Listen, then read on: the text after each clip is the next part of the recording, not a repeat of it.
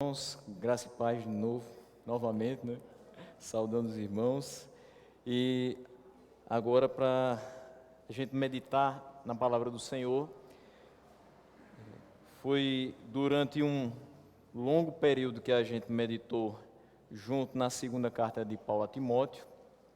E agora vamos seguir em uma outra série. E Deus me levou a começar a estudar para que a gente viesse a meditar em Colossenses. Já tive alguns sermões em Colossenses, mas agora a gente vai do início ao fim. Então peço que você abra a sua Bíblia na carta aos Colossenses, capítulo 1, do 1 ao 8.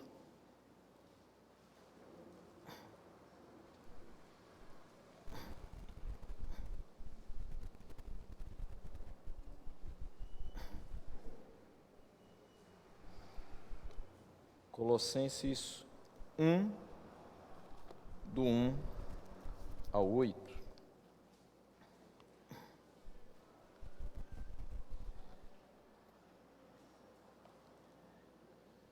Especialmente para esta série, vou me deter mais no uso da Nova Versão Internacional. Então, se você a tiver, vai facilitar o seu entendimento. Caso não, o entendimento vai ser o mesmo, que a palavra de Deus não perde em sua essência, apesar das diferentes versões. O texto nos diz o seguinte: Paulo, apóstolo de Cristo Jesus, pela vontade de Deus, e o irmão Timóteo, aos santos e fiéis irmãos em Cristo que estão em Colossos. A vocês, graça e paz da parte de Deus, nosso Pai, e do Senhor Jesus Cristo. Sempre agradecemos a Deus, o Pai de nosso Senhor Jesus Cristo, quando oramos por vocês, pois temos ouvido falar da fé que vocês têm em Cristo Jesus e do amor que têm por todos os santos, por causa da esperança que lhes está reservada nos céus, a respeito da qual vocês ouviram por meio da palavra da verdade, o evangelho que chegou até vocês. Por todo o mundo este evangelho vai frutificando e crescendo, como também ocorre entre vocês, desde o dia em que o ouviram e entenderam a graça de Deus em toda a sua verdade. Vocês o aprenderam de Epáfras, nosso amado cooperador, fiel ministro de Cristo, para conosco, que também nos falou do amor que vocês têm no Espírito. Vamos orar mais uma vez nessa noite. Senhor nosso Deus, queremos te agradecer pela oportunidade que temos de subir à tua casa e poder escutar a tua palavra sendo ministrada ao nosso coração. Seja conosco nessa explanação e que teu Espírito Santo possa nos iluminar a mente para compreendermos aquilo que de mais precioso pode ser extraído desse texto para as nossas vidas, para a continuação do nosso trabalho em teu nome aqui na terra. Assim te oramos, gratos no nome de Jesus. Amém. Meus irmãos, Colossenses é relacionado com uma das cartas da prisão. Sua escrita vai ser ali por volta do ano 60, e nesse mesmo ano, Paulo também escreve Efésios, também escreve Filemão. Esse ano marca o período de prisão de Paulo domiciliar em Roma, e esse período dura 2 anos. Como quando nós tratamos aqui da segunda carta de Paulo a Timóteo, existia um momento em que Paulo estava preso, mas podia sim receber pessoas e podia sim tratar da palavra de Deus. Não somente isso, Paulo não apenas pregava, não apenas recebia pessoas, mas ele usava também o seu tempo para a escrita. Algumas vezes ele, algumas vezes alguém que ele pudesse ter ao lado, que ele ditasse e escrevesse para ele. Mas de toda forma, nós percebemos em todas as cartas paulinas que nós temos aqui um apóstolo extremamente produtivo na causa do Senhor. Era alguém que, se tivesse algum tempo, trabalharia para o Senhor. Se ele tivesse algum tempo, não seria um tempo livre, seria um tempo de trabalho para Deus. Era alguém que não tinha, na sua visão de mundo, tempo para descansar dos afazeres, porque tudo para ele era um meio de se fazer a obra de Deus. Então, se era o tipo de pessoa que, se ele fosse a determinada localidade, ele aproveitaria essa ida para pregar o evangelho a alguém que estivesse no seu caminho. E que bom seria que a gente tivesse essa mesma inquietação de, para onde nós fôssemos, dia após dia, nós tivéssemos essa vontade de fazer a obra de Deus e falar dele a quem quer que seja, na realidade, a toda criatura. Nos 3 anos de ministério de Paulo em Éfeso, Epáfras havia sido convertido, e é Epáfras quem leva o evangelho para a cidade de Colossos. Mas essa igreja recém-plantada começa a sofrer ataques heréticos. E isso parece que continua acontecendo. Hoje nós temos várias igrejas que são plantadas, que começam ali de forma muito embrionária, com poucos membros, mas parece que é nelas que de vez em quando o nosso adversário costuma mirar para enfraquecer logo no começo aquele trabalho que às vezes parece ser tão promissor. Às vezes a gente diz, pelo menos profissionalmente, que é bom mudar de uma empresa para outra depois de um determinado tempo, porque a gente pega muito vício daquela empresa. E quando a gente vai para outra, a gente vai ter novos ares e a gente vai buscar novas experiências. Já na casa de Deus, a gente não pode pensar dessa maneira, de dizer que quanto mais a gente muda, melhor é, porque a gente esquece os vícios. Na realidade, a gente precisa trabalhar para que o nosso ambiente, a igreja que a gente faz parte, nunca se apegue a esses vícios. Então, quando a igreja está começando, ela pode até ter pessoas de determinadas e diferentes denominações se agregando a ela para o começo da vida dela. Mas eles têm que ter em mente o seguinte: não importa o que você viu de ruim para trás, não importa o que você teve de decepção para trás, o que importa é daqui para frente. E o trabalho deve ser feito de modo que a igreja cresça saudável e que cresça na graça e no conhecimento do Senhor. E Epáfras vai visitar Paulo em Roma por conta desses ataques heréticos. Eu acho muito interessante quando Epáfras faz isso, porque ele não é um crente tão experiente assim, como também Timóteo não era. E eles veem em Paulo aquele homem mais experiente, mais experimentado, inclusive nos sofrimentos, e que pode trazer para eles uma luz, trazer uma ideia do que eles realmente vão passar, a partir do momento que ataques heréticos começam sistematicamente a ameaçar a igreja. Então, Epáfras tem essa humildade, que é muito positiva, de ir até Paulo e dizer: Paulo, está acontecendo isso. Mas o sentimento de Epáfras não é de chegar lá em Paulo e dizer alguma coisa no sentido de fofocar com relação ao que está acontecendo lá na cidade de Colossos. E de dizer: Paulo, sabe aqueles irmãos que de outra vez eu já te falei, e eles continuam dando problema. Não, na realidade ele não vai levar problemas para Paulo, ele vai buscar soluções. Essa é uma das coisas que eu quero chamar a atenção. Às vezes a gente vai falar com alguma liderança e a gente leva muito problema. E parece que a liderança da nossa igreja é o para-raio de todos os problemas que acontecem. Não só dentro, mas fora da igreja. Se eu tenho um problema conjugal, eu jogo nas costas do pastor para ver se ele resolve, porque eu não estou conseguindo. Se eu tenho um problema financeiro, eu vou para o pastor para ele me dizer o que é que eu posso fazer para resolver esse problema. Mas não é só jogar o problema. Epáfras vai até Paulo contar o que está acontecendo, porque ele quer soluções, ele quer resolver, mas ele sabe que é importante ouvir o apóstolo e os seus conselhos, porque Paulo não vai dar um conselho a ele que seja negativo, ou que seja um conselho que vai levá-lo a piorar a situação. Pelo contrário, ele vai dar um conselho da parte de Deus, para que tudo seja resolvido, ou pelo menos minimizado, e ele possa conviver com os irmãos, e que essa heresia que está tentando entrar na igreja, não seja forte o suficiente, não seja mais impactante do que o evangelho que eles haviam recebido de Epáfras. Então lá ele motiva o apóstolo a escrever essa carta. Então ele vai lá e diz, Paulo, está acontecendo isso, isso e isso. Tem uma heresia lá em Colossos, muito forte, tentando adentrar a igreja. Escreve uma carta para eles, orienta eles através dessa carta. Eu sei que você está preso aqui em Roma, você não vai poder sair, mas eu posso voltar para lá com a palavra de Deus por teu intermédio, para que aquelas pessoas comecem a compreender que ataques vão existir, que falsos mestres podem tentar entrar dentro da igreja, mas eles precisam permanecer firmes na palavra que foi pregada a eles.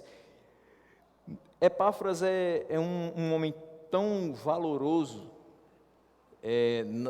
nesse contexto, que é possível que os esforços dele e de outros convertidos não somente tenha proporcionado a abertura da igreja de Colossos, mas também de outras duas igrejas, a conhecida Laodiceia e Herápolis. E essas duas cidades começam a ter uma participação comercial tão grande na região que elas suplantam Colossos. Então, Colossos, na época que Epáfras abre o trabalho, é uma cidade extremamente importante, é uma rota comercial, mas Laodiceia e Herápolis começam a também crescer e se tornar até maiores do que ela. Algumas dessas igrejas que são abertas por esforços de Epáfras e de seus companheiros são igrejas nos lares. E é interessante que essas igrejas nos lares, quase todas são formadas por gentios, o que mostra que a igreja de Colossos, a igreja de Laodiceia e a igreja de Herápolis são igrejas que se comportam de forma missionária, que pregam a palavra para aqueles que não têm o costume judaico e que provavelmente não têm nenhuma familiaridade com aquela palavra, com as escrituras que vinham sendo trabalhadas com eles. Paulo não vai ser específico com relação à heresia colossense, ele não vai rotular. Apesar de que alguns comentaristas focam mais no gnosticismo, mas Paulo não diz que a heresia colossense é o gnosticismo. Fica um pouco em aberto, mas ele dá alguns elementos desse ensino herético, que a gente ao longo da carta vai poder observar. O primeiro elemento desse ensino é o cerimonialismo. Isso muito em virtude do judaísmo ainda que imperava. Então existiam regras severas quanto ao que se podia comer, quanto ao que se podia beber, quanto a festas religiosas e quanto à circuncisão. Ainda era motivo de debate a circuncisão naquele momento. Também existia o ascetismo. O que significaria o ascetismo no contexto aqui de Colossos? É aquela questão de não toque nisso, não prove isso. E isso pode lhe fazer mal, isso pode tirar sua santidade, isso pode quebrar o seu contato com Deus. Então as pessoas ficavam receosas em tocar e provar determinadas coisas. Não somente isso, um terceiro elemento seria a adoração a anjos. E aí não faz muito tempo, a gente tinha uma grande heresia no nosso país. Tinha mais música falando de anjo do que música falando de Cristo. Parece que a gente também adorava os anjos. E a gente queria anjo voando para cima e para baixo, mas a gente não invocava a presença de Deus. Então parece que essa adoração a anjos, de tempos em tempos, ela ressurge, nem que seja no cancioneiro popular evangélico. Havia também uma depreciação de Cristo. Algumas pessoas que defendiam essa heresia não valorizavam a pessoa de Cristo, não entendiam Cristo como Messias, não o entendiam como Salvador e Senhor de suas vidas.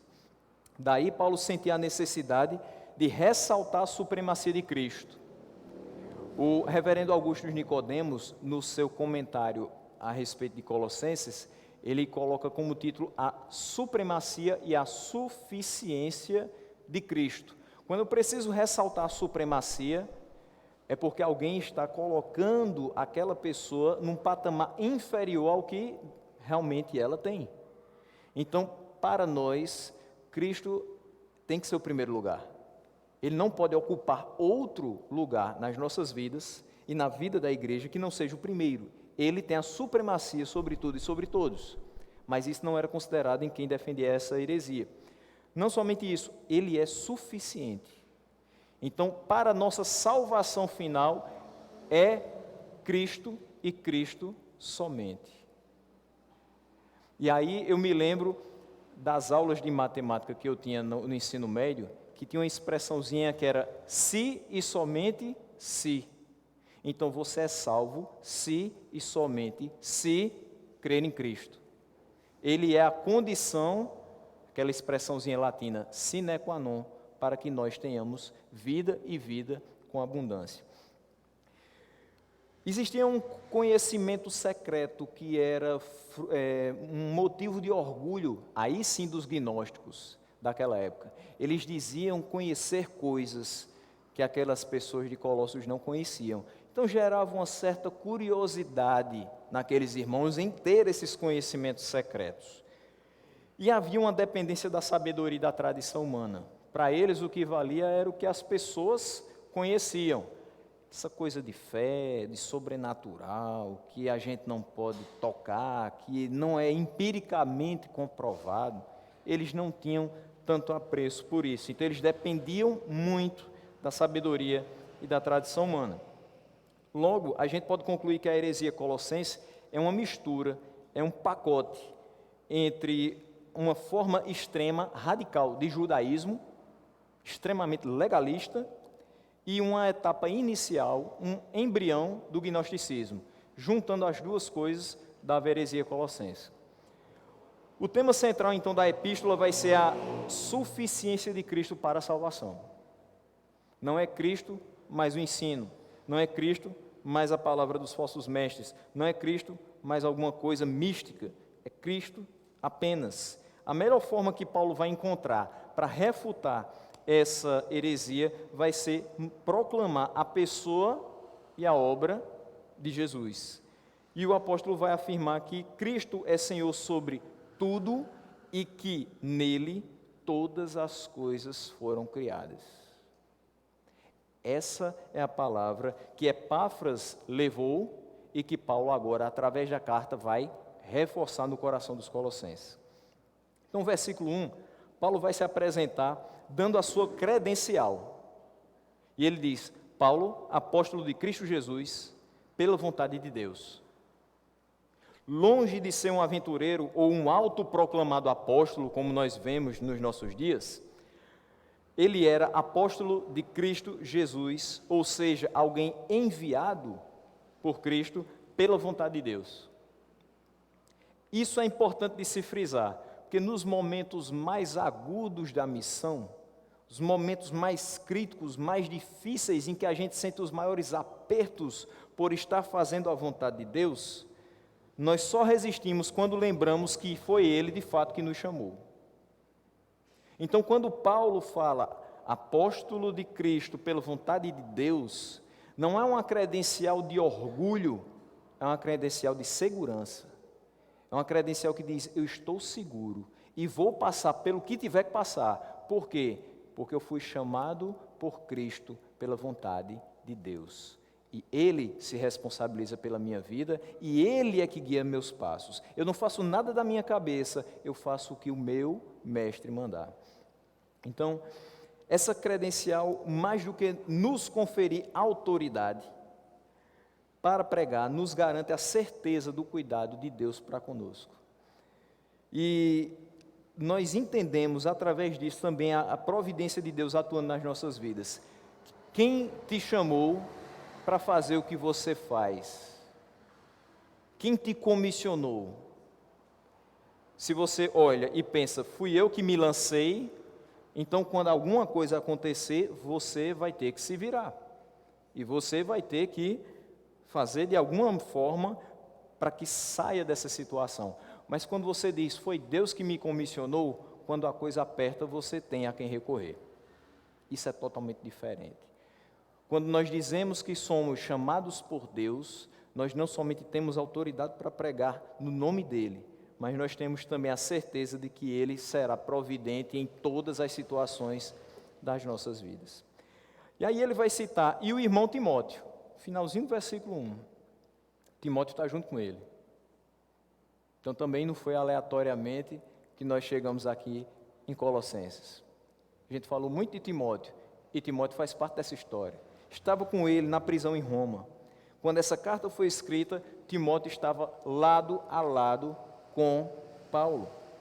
E pode ele até mesmo ter sido a pessoa que escreveu a carta, porque Paulo costumava ditar algumas cartas para que alguém escrevesse. A gente chama essa figura de amanuense.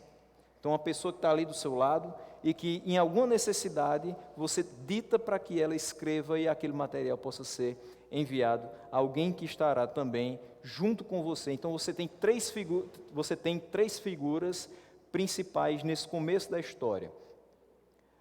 Você tem Paulo, que está preso e que vai escrever uma carta para os colossenses que estão passando por problemas graves de uma heresia que quer se instalar na igreja. Quem traz essa notícia é Epáfras, e é quem vai levar a carta de volta para a orientação dos colossenses. E você tem Timóteo, que está ali observando tudo aquilo, ganhando ainda mais experiência e provavelmente também escrevendo juntamente com Paulo.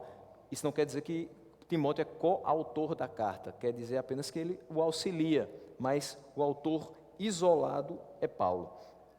A quem ele vai se dirigir? No versículo 2 ele diz: aos santos e fiéis irmãos em Cristo que estão em Colossos.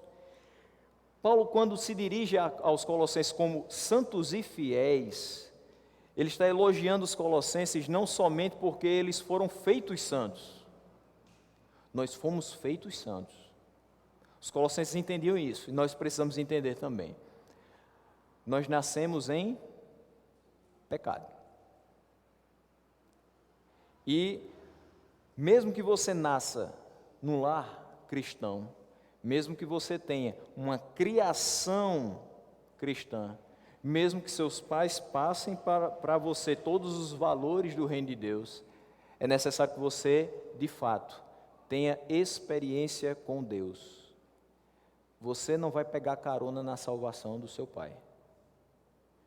E você não vai ser salvo porque alguém da sua família foi salvo.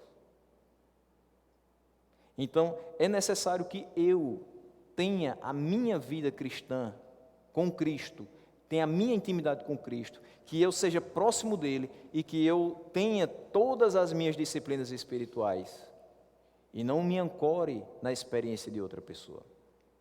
Então, por mais que você tenha inúmeros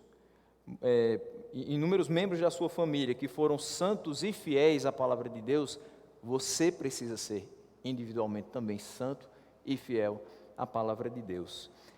Mas nós que fomos feitos santos, ou seja, separados do mundo, abandonando, no caso deles, as práticas pagãs, eles não somente foram feitos santos e por isso Paulo os elogiava, mas também eles tinham permanecido fiéis a Cristo.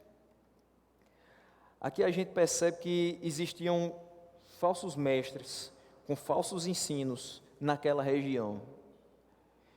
E não raramente nós percebemos pessoas de igrejas antiquíssimas, pessoas que têm uma quilometragem enorme dentro da casa de Deus, nessa estrada que a gente trilha cristã, mas que se deixam levar por determinados discursos que de vez em quando surgem na comunidade.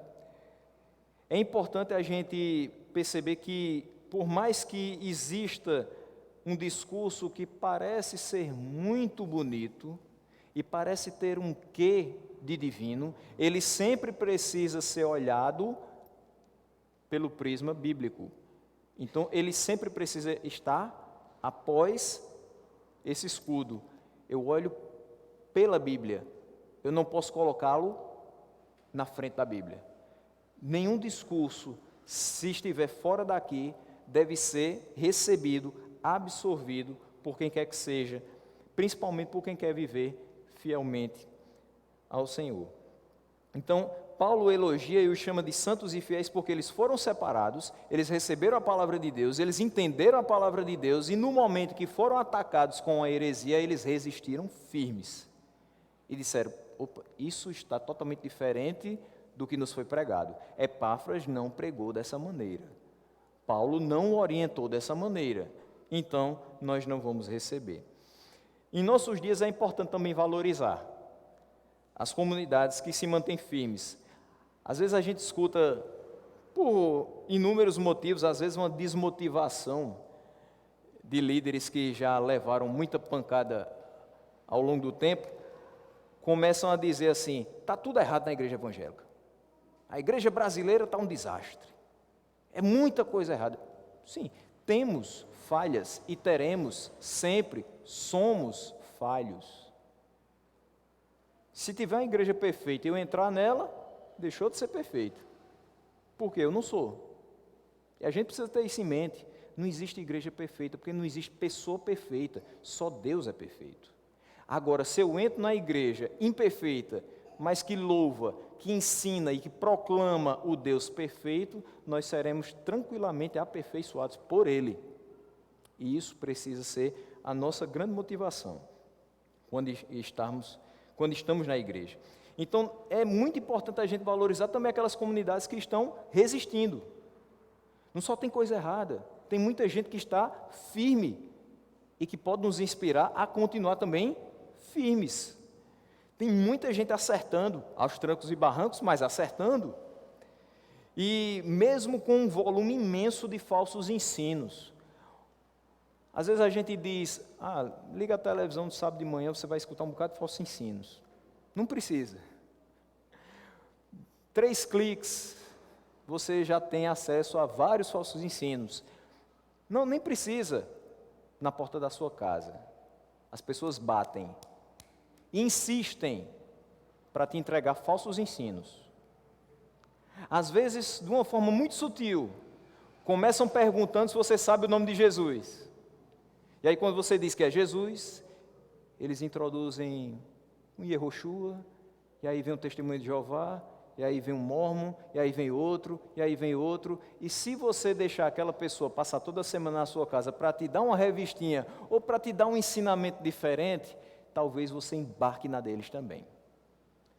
É sutil, é sorrateiro e é muito perigoso. Eu não quero incentivar você a enxotar as pessoas que batem na porta da sua casa e ser desagradável, grosseiro com elas. Mas seja firme. Eu já conheço o Evangelho e eu não recebo outro Evangelho que não seja o da Palavra de Deus. Simples. Firme, incisivo, cirúrgico, mas cordial. É assim que a gente precisa ser para evitar que determinadas coisas muito sutis façam morada no nosso coração e a gente, quando menos perceber, está fazendo igual.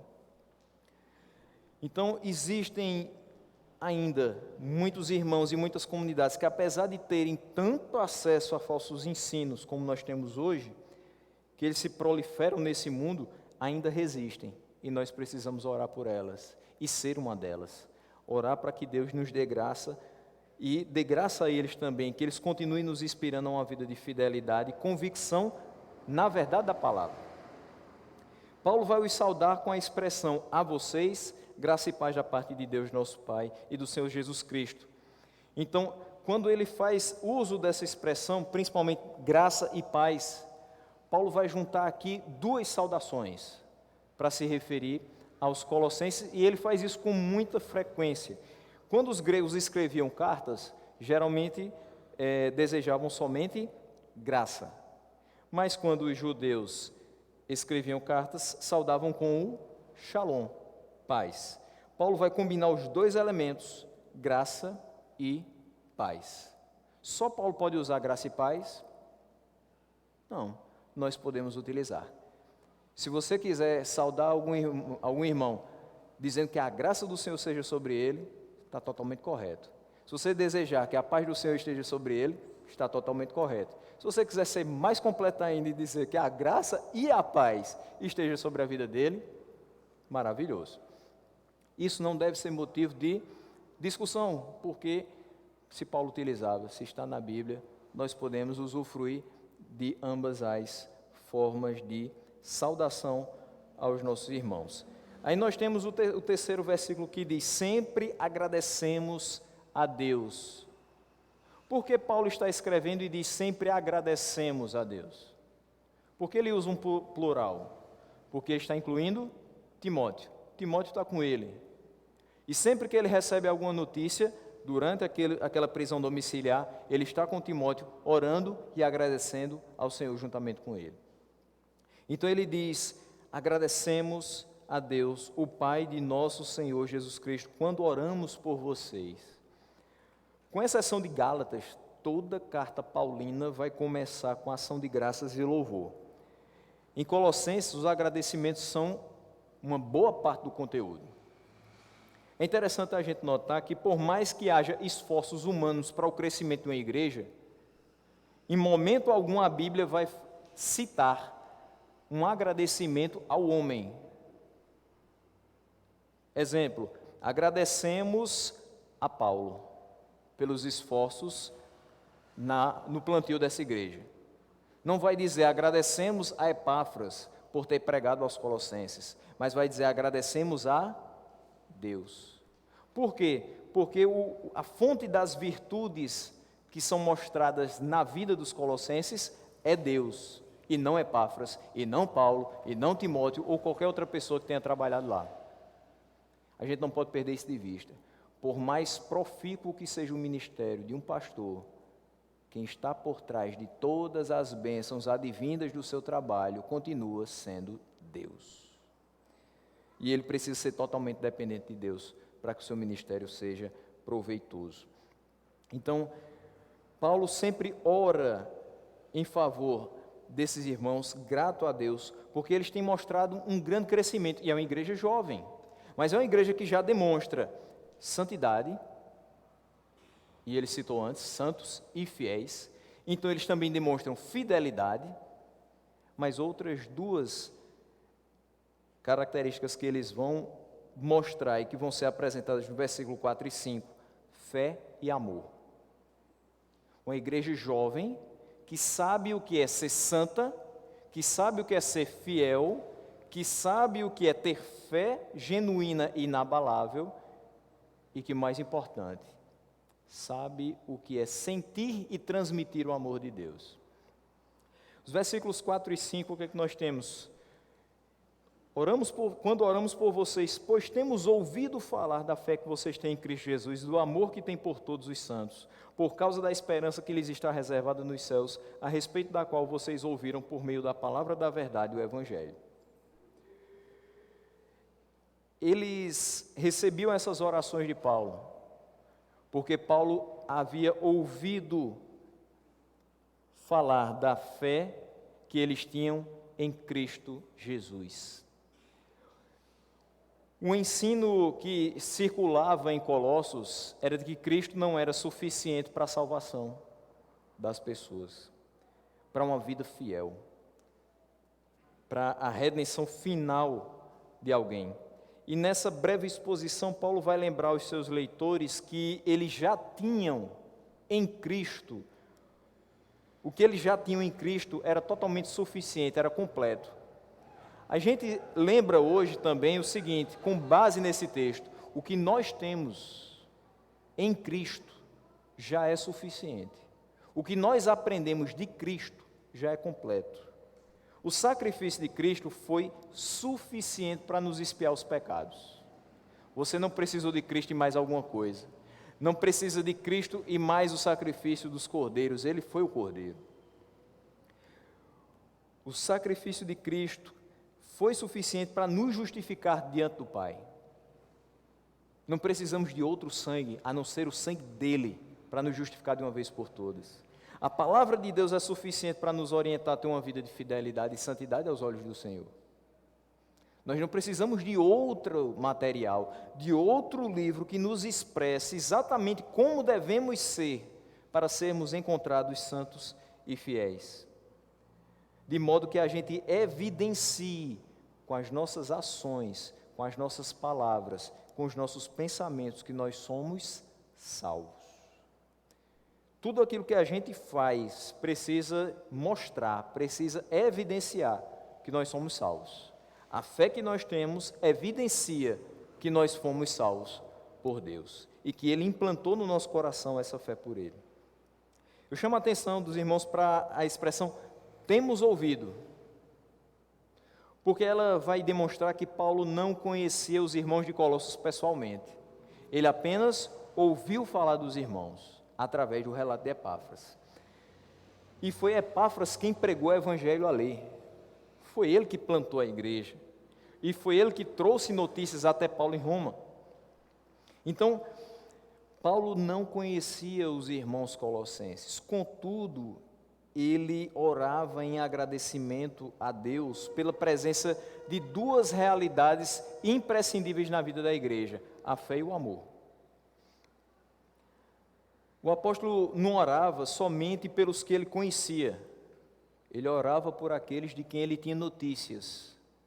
Onde quer que a palavra de Deus estivesse sendo pregada, onde tivesse um santo de Deus, onde tivesse um trabalho que estava sendo realizado em nome do Senhor, Paulo direcionava a sua oração para aqueles irmãos. Paulo agradecia a Deus pela existência daqueles irmãos, mesmo que ele não conhecesse. E dois elementos da verdadeira igreja são a fé em Jesus e o amor entre os irmãos. Eu acho muito complicado a gente classificar como um crente verdadeiro alguém que diz que tem fé, mas não ama seu irmão. E aí, se a gente for para as cartas de João, a gente vai perceber isso. Aquela pessoa que diz que tem fé, que acredita em Deus, mas não ama seu irmão, é muito estranho. Porque a gente foi transformado pelo amor de Deus. Porque Deus amou o mundo de tal maneira que Ele entregou o Seu Filho para que a gente tivesse essa transformação de vida e fosse nova criatura. Então, se nós fomos transformados por um projeto eterno, baseado no amor de Deus, na sua graça e na sua misericórdia, como não amar aqueles que também foram alvos do mesmo projeto? Não pode haver distinção entre nós e qualquer outra pessoa que, de fato, professa fé em Cristo. Se ela tem a mesma fé que eu, se de fato ela serve ao mesmo Senhor, a única coisa que eu posso fazer em relação a ela é amá-la e esperar que ela me ame de volta, porque nós somos irmãos, somos parte do mesmo corpo. Então, o motivo pelo qual os colossenses tinham essa fé vibrante, que Paulo vai falar aqui, nós temos ouvido falar da fé que vocês têm em Cristo Jesus, do amor que tem por todos os santos. Por quê? Qual o motivo? É a esperança que lhes está reservada nos céus. Eles sabiam perfeitamente o que lhes foi pregado e eles criam que um dia receberiam essa viva esperança. Então, a esperança dos colossenses não era uma crença baseada em um desejo ilusório, mas era uma firme certeza transmitida pela pregação do Evangelho que chegou até a eles pela boca de Epáfras. Não era uma coisa intangível, como aqueles que falavam da heresia queriam colocar na cabeça deles. Até porque eu não preciso e nós não precisamos que as coisas do reino de Deus se tornem tangíveis para que nós creiamos nelas. Nós precisamos de fé. E nós vivemos por fé e não por vista. Nós vivemos de fé em fé e não de experimento em experimento. Nós entendemos, irmãos, que a única pessoa em quem nós podemos depositar toda a nossa confiança é em Cristo. É o único que nós entregamos toda a nossa vida, nós abrimos toda a nossa vida, nós rasgamos o coração diante dele e nós não nos preocupamos com o que vai acontecer 5 minutos depois ou na manhã seguinte. Ele não vai repassar aquilo que a gente falar. Nós não seremos tema de alguma conversação nos céus. Nós não seremos envolvidos em qualquer trama por conta daquilo que nós falamos, expressamos, entregamos e às vezes muito aflitos nós colocamos diante de Deus. Nós podemos depositar toda a nossa confiança nele e nós só podemos esperar nele. Quando falava aqui no momento missionário mais cedo, eu pensava justamente nesse ponto. Tem muita gente que acha que ano que vem vai ser muito melhor do que esse ano porque vai ter uma vacina. E eu vi uma figura que não tocou muito meu coração. Era uma figura que tinha 2 e 2, era uma máscara e outra máscara. E embaixo tinha 2 e 1. As máscaras representavam o número 0, então você tinha 2 e 2, era 2020, todo mundo usando máscara. E embaixo era uma máscara e uma seringa. Seringa representando o número 1, 2021, máscara e vacina. Meus irmãos, nós não podemos confiar que 2021 vai ser melhor, porque teremos uma vacina. Até porque ela vem a toque de caixa. Elas, todas. Recorde inimaginável na medicina mundial. Uma vacina produzida em 1 ano, ou em 1 ano e pouco. Nós não podemos achar que estamos salvos e estamos seguros por conta de um pedacinho de pano ou TNT que a gente usa no rosto. Nós estamos salvos e seguros pelo sangue de Jesus. 2021 vai ter uma máscara e uma seringa, vai ter a mão do Senhor sobre nós. E tudo o que nós fizermos será bem sucedido se fizermos na dependência do Senhor. A nossa grande motivação de resistir firmes na fé, de amarmos os santos, também deve ser essa esperança de que um dia a nossa vida terrena vai acabar. Mas quando essa nossa vida terrena acabar, a eterna que nos está reservada vai ter o seu início. E nessa vida eterna nós vamos estar reunidos, louvando ao Senhor juntos, pois nós somos membros do mesmo corpo. Nós somos o seu povo, nós somos rebanho do seu pastoreio. No versículo 6 nós temos o evangelho que chegou até vocês. Por todo o mundo esse evangelho vai frutificando e crescendo, como também ocorre entre vocês, desde os dias em que ouviram e entenderam a graça de Deus em toda a verdade.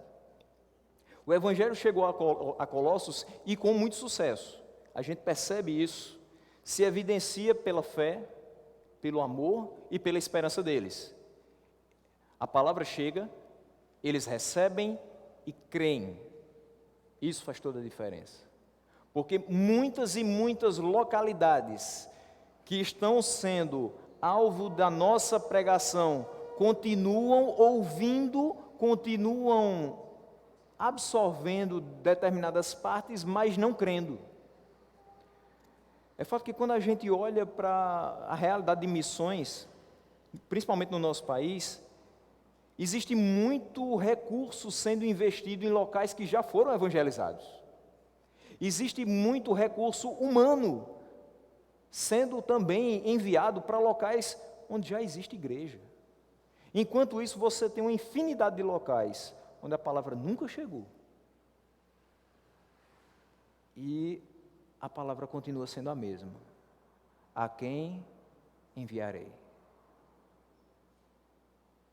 Existem pessoas que querem ir para determinados locais porque parece que já está mais fácil.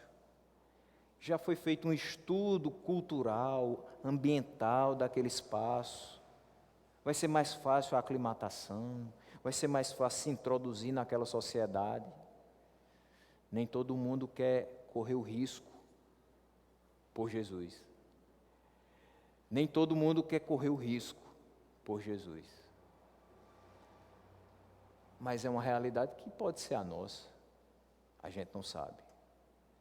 E se for, temos que estar firmes e continuar sendo santos e fiéis ao Deus que nos chamou. Ser crente num banco, às vezes no ar-condicionado, quando tudo isso passar, é muito, muito bom, porque a gente escuta palavras maravilhosas, mas pode se tornar cômodo, porque eu não me envolvo, eu entro mudo, eu saio calado, eu não interajo, eu não me sinto parte integrante. E a gente não pode deixar esse sentimento tomar conta da gente. A gente precisa, sim, se colocar na linha de frente, trabalhar para o Senhor. Conversando com tantas pessoas nos últimos dias, eu percebi a dificuldade de quem está na linha de frente dessa história toda. as pessoas da saúde, mas elas estão sendo destemidas. Tem gente que trabalha em 2 hospitais, termina um plantão, pega outro. Gente que fica 48 horas para depois ter 12, 24 de descanso. Eles são intermitentes, incansáveis no trabalho deles. Nosso trabalho pelo Senhor deve ser da mesma forma. Do trabalho deles depende, talvez, a melhora da saúde de muitas pessoas, porque eles também não são super-heróis e não vão conseguir salvar todo mundo. Mas do nosso trabalho, o nosso trabalho missionário, de pregação, de evangelização, esse trabalho leva não somente a mensagem, mas leva o centro da mensagem. Nós precisamos levar Cristo para as pessoas. Porque de Cristo depende toda a vida delas. Não só a saúde. O médico pode até lhe ajudar a prolongar um pouquinho a sua vida, com remédios, com tratamentos, isso é muito bom, mas ele não vai te dar a vida eterna. Se ele é incansável para te dar uma coisa limitada, seja incansável para oferecer o que é ilimitado àqueles que estão perdidos no meio dessa coisa toda. Quando a gente oferece uma coisa que vai ser produtiva, proveitosa para alguma pessoa durante um tempo, ela já fica tão feliz. Imagine se a gente oferece uma coisa que é eterna. Imagine quando a gente oferece uma pessoa que é eterna e que vai nos fazer companhia para todo sempre. Uma pessoa que entregou o próprio filho para que a gente pudesse ter vida. Nós precisamos fazer muito mais do que vemos fazendo. O Evangelho chegou lá e ele se expandiu. O Evangelho não se limita a um lugar. Não existe esse lugar que é o local do Evangelho. Aqui se prega o Evangelho, em canto nenhum mais. O Evangelho se expande.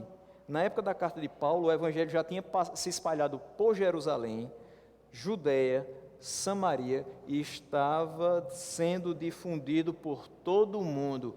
Isso faz você lembrar algum texto? Atos 1:8, mas receberão poder quando o Espírito Santo descer sobre vocês e serão minhas testemunhas em Jerusalém, em toda a Judeia e Samaria e até os confins da terra. O que nós vemos aqui na carta aos Colossenses é que a palavra que foi dita em Atos 1, versículo 8, já estava sendo concretizada através dos esforços desses irmãos chamados por Cristo pela vontade de Deus. O Evangelho ia frutificando, ia crescendo, devido ao fato de que eles tinham ouvido e entendido da graça de Deus. É assim que termina o versículo 6. Desde o dia em que ouviram e entenderam a graça de Deus em toda a verdade. Então eles ouviram e entenderam. Como nós entendemos o Evangelho? Como a pregação que é exposta, como a mensagem que é falada, consegue entrar no nosso coração e fazer morada? Por intermédio do Espírito Santo. Aqueles irmãos tiveram a pregação sendo direcionada a eles. E o Espírito Santo utilizou-se daquela pregação para o convencimento de muitas pessoas ali. O Espírito Santo ilumina as mentes obscuras com a luz do Evangelho. E assim foi na vida dos colossenses e assim foi na nossa vida. Quem sabe muitos de nós tínhamos apenas escuridão nos nossos pensamentos. Zero de perspectiva de vida. Até o dia que Ele nos chamou. Os falsos ensinos que eles estavam sendo alvo não foram tão fortes quanto o que eles tinham ouvido.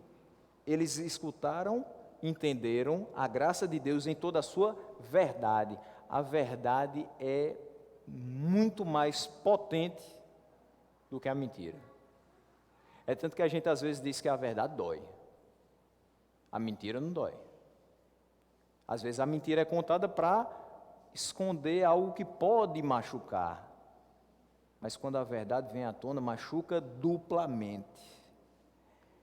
Então a verdade é sempre o melhor caminho, principalmente porque falsos ensinos desencaminham quem está andando bem, fazem tropeçar os que estão firmes, colocam em perigo aqueles que estão a salvo, minam a força da igreja, deixando muitos dos seus membros fracos. É isso que o falso ensino promove. Já a verdade endireita os nossos caminhos, a verdade firma os nossos pés, a verdade nos livra dos perigos e abre os nossos olhos para o que Deus fez, para o que Deus faz e para o que Deus ainda vai fazer em nosso favor. Ou seja, quando eles ouviram falar da palavra de Deus, quando eles ouviram e entenderam da graça de Deus em toda a sua verdade, os olhos deles descobriram a supremacia e a suficiência de Cristo. O que é que nós precisamos? De Cristo. Nós precisamos desse que está sendo pregado. Assim também aconteceu conosco. Tudo ia mal. Tudo estava nebuloso, até que alguém nos pregou o Evangelho. E a gente entendeu que a gente não precisava de uma promoção no emprego, que a nossa vida não seria melhor se a gente tivesse uma casa nova, que a gente não ficaria satisfeito se a gente comprasse um carro novo, até porque saiu da loja e fica velho, e a gente já tem que buscar outra coisa, que as coisas materiais não vão nos satisfazer nunca. Nós precisamos de Cristo. É isso que nós entendemos quando a palavra da verdade nos foi pregada, que tudo mais perde o valor quando Cristo é mostrado e quando Ele se torna o centro das nossas vidas. Epáfras foi um instrumento de Deus para a comunicação do Evangelho da graça àquele povo. O versículo 7 nos mostra isso. Vocês o aprenderam de Epáfras, nosso amado cooperador, fiel ministro de Cristo para conosco. Epáfras era natural de Colossos e um amado cooperador de Paulo, um fiel ministro de Cristo. A fidelidade de Epáfras na transmissão do Evangelho vai ter como consequência a fidelidade dos membros a ele confiados. Que Deus nos dê a cada dia mais ministros fiéis que levem a igreja do Senhor a ser fiel a Ele. Dificilmente um ministro fiel vai levar a igreja para o lado errado, para o pecado, para um falso ensino. Um ministro fiel leva a igreja a ser fiel ao Senhor que o chamou. E o versículo 8, finalizando essa primeira parte que Paulo fala aos Colossenses, numa ação de graças, nos diz, que também nos falou do amor que vocês têm no Espírito. O Epáfras falou de várias coisas, falou da esperança que eles tinham, falou da fé, mas falou do amor que eles tinham no Espírito. Então Paulo diz que também soube por Epáfras a respeito do amor que eles tinham no Espírito, apesar de o foco da carta ser cristocêntrico, para refutar, para repelir o ensino falso da heresia colossense, Paulo compreende e nos faz compreender que a obra do Espírito Santo em nós, de santificação, é diária e é constante. E que o amor pelos santos, gerado no coração dos colossenses, e que também deve estar presente nos nossos corações, é um fruto do Espírito. Quando a gente vai lá para Gálatas 5:22, no fruto do Espírito você vai ter lá amor. O amor dos colossenses é louvável não só por Paulo, mas por qualquer outra pessoa que conhecesse aqueles irmãos, e nós que vamos conhecer bem mais de perto, e certamente agradava a Deus, porque era o amor fruto do Espírito. Não era o amor da afinidade. Tem muita gente que a gente diz que ama porque tem afinidade, então é fácil amar quem parece com a gente, quem faz alguma coisa que a gente gosta, quem nos ajuda. O amor retribuição é muito comum também, mas o amor fruto do Espírito é aquele que é um amor apesar de. Irmãos que amavam apesar das falhas dos outros. Irmãos que amavam a palavra de Deus, apesar das perseguições que poderiam padecer. Irmãos que amavam a Deus, independente da opinião externa, porque eles sabiam que Deus era muito mais importante do que qualquer pessoa nesse mundo. E Deus era muito mais poderoso que qualquer governante dessa terra, que Deus era muito mais necessário do que qualquer outra coisa que eles pudessem desejar ter nas suas vidas. A fé em Cristo, o amor uns pelos outros e para com os de fora, e a certeza de uma viva esperança que nos está reservada, são 3 virtudes da verdadeira igreja, pela qual Paulo dá graças. Que Deus nos conceda cada uma dessas 3 virtudes, para que todos nós possamos, por essa igreja, também dar graças. Que o Senhor nos abençoe, nos faça ser como os colossenses e nos conserve da maneira que Ele assim deseja.